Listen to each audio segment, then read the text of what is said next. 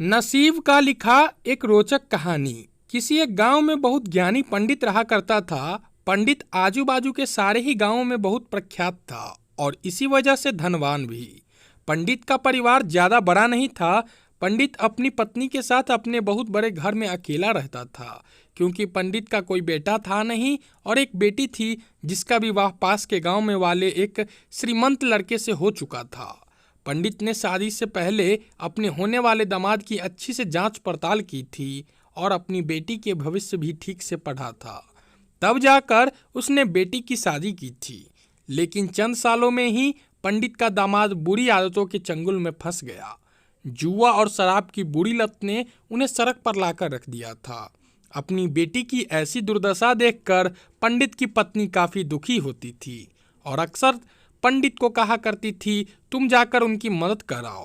पंडित हमेशा अपनी बीवी को यह कहकर उनकी मदद करने के लिए मना कर देता था कि अभी कुछ समय तक उनका बुरा वक्त चलना है। हम चाहे कितनी ही कोशिश कर ले, जो उनके नसीब में नहीं है वह उन्हें नहीं मिल पाएगा। पंडित की ऐसी बातों से उसकी पत्नी काफी दुखी हो जाया करती थी और मन ही मन सोचती थी कि कैसा स्वार्थी पति है, अपनी बेटी को इतने कष्टों में देखकर भी उसकी मदद करने के लिए मना करता है। आखिर भगवान ने जो इतना सारा धन धान्य दिया है उसका क्या करेंगे? हमें कोई और औलाद भी तो नहीं है, ले देकर एक यही बेटी है और उसके लिए भी कुछ नहीं करेंगे तो किसके लिए करेंगे? पंडित ऐसा नहीं सोचता था। ऐसा नहीं है कि पंडित अपनी पुत्री से प्रेम नहीं करता था, लेकिन उसने अपनी पुत्री की कुंडली इतनी अच्छे से पढ़ी थी और वह यह पहले से ही जानता था कि वह चाहे किसी भी लड़की से शादी करती, लेकिन उसके जीवन में यह समय आने वाला ही था और बिना इसे भुगते उसको छुटकारा नहीं मिलने वाला था। एक दिन खाने पीने के लिए भी मोहताज हो चुके पंडित की बेटी और दामाद उसके घर पर आए। पंडित ने और उसकी बीवी ने दोनों का खूब आदर सत्कार किया और खूब अच्छा खाना खिलाया। बेटी और दामाद की पंडित से सहायता मांगने की हिम्मत न हुई, इसलिए वह बिना बोले ही वापस अपने घर को लौटने लगे।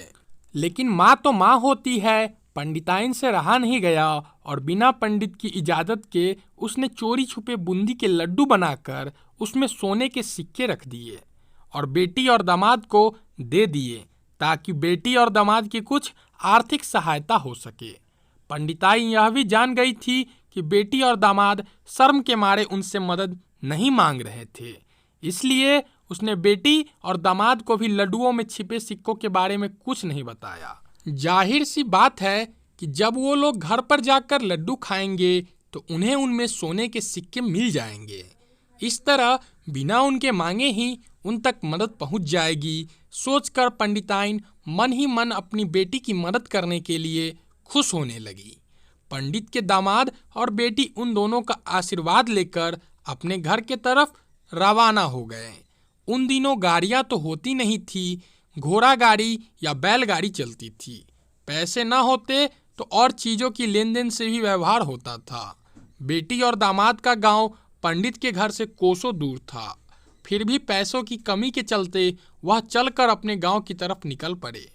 थोड़े दूर ही चलते कि पंडित की बेटी के पैर में मोच आ गई और अब उसको चलना भी मुश्किल हो गया। पंडित के दामाद ने जब देखा कि उसकी बीवी अब बिल्कुल चलने में सक्षम नहीं है, तो उसने एक टांगा अपने घर तक किराए पर ले लिया। दोनों पति पत्नी टांगे में बैठकर घर तक पहुंच गए, लेकिन टांगे वालों को देने के लिए उनके पास पैसे थे नहीं, इसलिए पंडिताइन ने जो बूंदी के लड्डू उन्हें दिए थे वही किराए के तौर पर उस टांगे वाले को दे दिए। टांगे वाला बूंदी के लड्डू को लेकर वहां से चला गया। टांगे वाला अपने घर की तरफ जा रहा था, तब उसे एक हलवाई की दुकान दिखी। उसने सोचा कि थोड़ी सी बूंदी के लड्डुओं से मेरे घर के लोगों का पेट थोड़ी भरने वाला है, इससे अच्छा मैं इन बूंदी के लड्डुओं को बेचकर उनसे कुछ चावल खरीद लेता हूँ। टांगे वाले ने बूंदी के लड्डू हलवाई को बेच दिए। जिस गांव में वह हलवाई रहता था, उसी गांव में एक आदमी ने अपने घर पर पूजा रखी थी और उसी पंडित को उस पूजा के लिए बुलवाया था। पूजा में लगने वाले प्रसाद के लिए उस आदमी ने उसी हलवाई से बूंदी के लड्डू लिए। जहां पर उस टांगे वाले ने बेचे थे। हलवाई ने भी उस आदमी को टांगे वाले से खरीदे हुए लड्डू ही पहले दिए ताकि वह खराब न हो जाए, क्योंकि वह नहीं जानता था यह लड्डू कब बने हैं।